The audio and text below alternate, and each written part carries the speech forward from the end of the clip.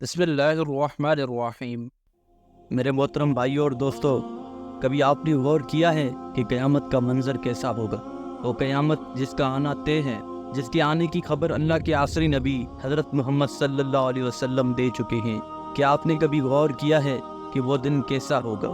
قیامت کی شام کیسی ہوگی؟ آج ہم قرآن و حدیث کی روشنی میں قیامت کا نقشہ کھینچنے کی کوشش کریں گے۔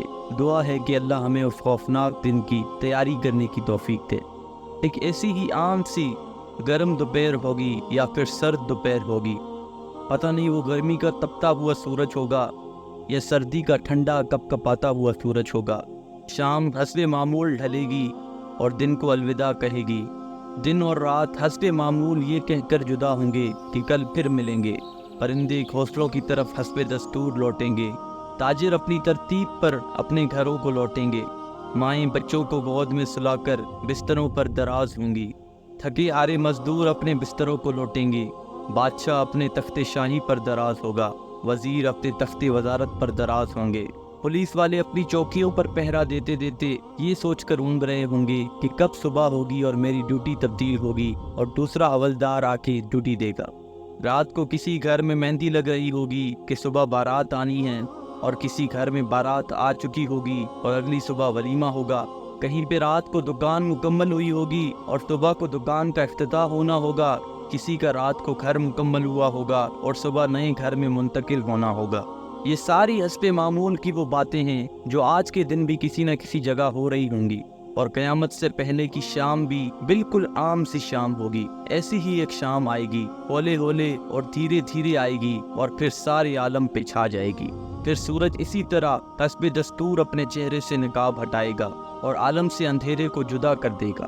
کوے آنکھیں کھولیں گے، مرغے اذان دیں گے، بلبل کا نغمہ ہوگا، کوئل کی کوکو ہوگی، چڑیوں کی چہچہاہٹ ہوگی، جھرنے اسی طرح اپنے پانی کے ساتھ بہہ رہے ہوں گے، دریاؤں میں طغیانی حسب دستور ہوگی، سمندر میں موجوں کی اٹکیلیاں حسب دستور ہوں گی، سبزی لینے والے صبح صبح سبزی منڈی کو جا رہے ہوں گے اور کام کاج والے گاڑیوں کے اڈے کی طرف جا رہے ہوں گے، ڈرائیور اپنی گاڑیاں ٹھیک کر رہے ہوں گے، مائیں بچوں کو اسکول کے لیے تیار کر رہی ہوں گی، کوئی مکھن کا پیڑا نکال رہی ہوگی تو کوئی ڈبل روٹی پہ مکھن لگا رہی ہوگی، اور کوئی پراٹھا توے پہ ڈالنے جا رہی ہوگی۔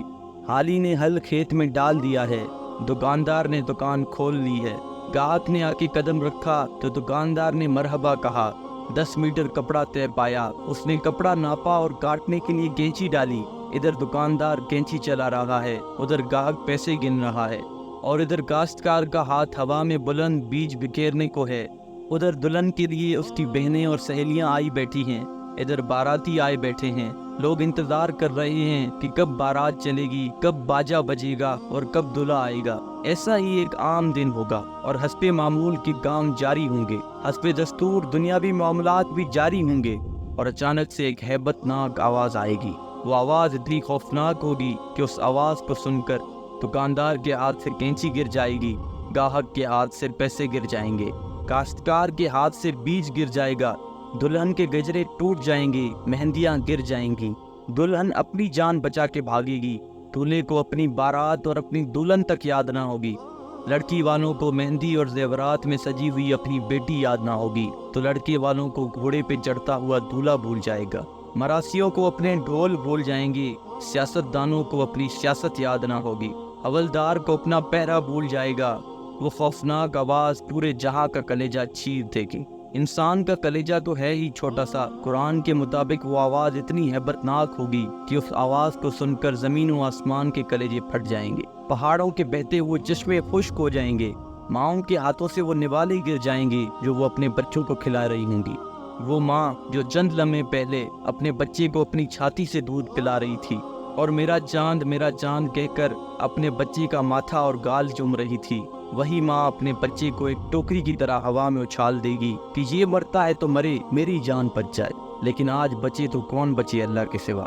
آج ہر شخص پر اتنا خوف طاری ہے کہ اسے بچوں کی پکار نہیں سنائی دے رہی۔ آج دھرتی پر مسلمان کوئی نہیں ہوگا۔ یہ اللہ کا شکر ہے کہ قیامت صرف کافروں کے لیے ہے، مسلمان کوئی نہیں ہوگا۔ اس دن انسان اپنے ہاتھوں سے بنے ہوئے گھروں کو گرتا دیکھے گا، سنگ مرمر کی اینٹوں کو ادھڑتا دیکھے گا، اپنے تخت کے پرزے پرزے ہوتا دیکھے گا، اپنے اسلحے کو بکھرتا دیکھے گا، اپنی طاقت کو ٹوٹتا دیکھے گا، اپنے جسم کو ساتھ چھوڑتا دیکھے گا۔ سورج یہ دیکھو، کوئی آنکھ ہے تو دیکھے اللہ کی بے نیازی کو۔ آج جبریل بھی تڑپ کر مر گیا، آج میکائیل بھی چکرا کر گر گیا۔ آؤ چشم تصور میں اسرافیل کو بھی گرتے دیکھ لو، آج عرش کے فرشتوں کو بھی گرتے دیکھو۔ اب ایک عجیب منظر ہے، ایک ہیبت ہے، ایک سناٹا ہے، ایک خوف ہے، ایک جلال ہے۔ اوپر اللہ ہے اور نیچے اسرائیل کی ٹانگیں بکری کے بچے کی طرح کانپ رہی ہیں، اور اللہ شان بے نیازی سے کہہ رہا ہے، کون باقی؟ اسرائیل کہے گا، یا اللہ اوپر تو باقی، نیچے تیرا عبد اسرائیل باقی۔ تو اللہ کی ہیبت ناک آواز آئے گی کہ تو بھی مر جا میرے اسی امر کے ساتھ جس امر سے میں نے تجھے پیدا کیا۔ اللہ اکبر۔ کوئی اسرائیل کو مرتا دیکھے مگر کوئی ہے نہیں جو دیکھے۔ پھر سب کو موت کی وادی میں دھکیل کر اللہ کہے گا، ہے کوئی میرا شریک تو سامنے آئے، ہے کوئی میرا شریک تو سامنے آئے، ہے کوئی میرا شریک تو سامنے آئے۔ لیکن اس دن کوئی آواز نہیں ہوگی، اس دن تنہا اللہ کی ذات باقی ہوگی جو کہ وحدہ لا شریک ہے۔ میرے بھائیوں، یہ ہے وہ دن جس کا آنا طے ہے، یہ ہے وہ دن جس کے لیے ہم اس دنیا میں آئے ہیں۔ اس دن کچھ باقی نہ ہوگا، اس دن پورا جہاں ٹوٹ چکا ہوگا۔ میرے بھائیوں، اس ٹوٹ جانے والے جہاں سے عبرت لو، اللہ کے واسطے اس کا حرص چھوڑ دو، اس کے دیوانے نہ بنو، اس کے دیوانے کے لیے ذلت کے سوا کچھ بھی نہیں۔ سائے کے پیچھے بھاگنے والے کے لیے دیوار سے ٹکرانے کے علاوہ کچھ نہیں ہوتا، ریت پہ پانی تلاش کرنے والے کے لیے سوائے پیاس کے اور کچھ نہیں ہوتا، اس کی عزت سے دھوکہ کھانے والے کے لیے سوائے ذلت کے کچھ نہیں ہے، اس کی جوانی پر اترانے والے کے لیے بڑھاپے کی خوفناک آہیں ہیں، سسکیاں ہیں۔ اس دن کا انتظار کرو جب بڑھاپا اس کی جوانی کو کھا جائے گا، اس دن کا انتظار کرو جب اس کی اولاد بھی کہے گی کہ اماں مرتی ہی نہیں ہے، ابا مرتا ہی نہیں۔ دعا کرو اللہ والد صاحب کے لیے آسانی پیدا کر دے، یعنی دوسرے لفظوں میں موت دے دے۔ اس ویڈیو کو صدقہ جاریہ کی نیت سے تمام مسلمانوں کے ساتھ لازمی شیئر کر دیجیے گا۔ اپنا بہت سارا خیال رکھیے گا۔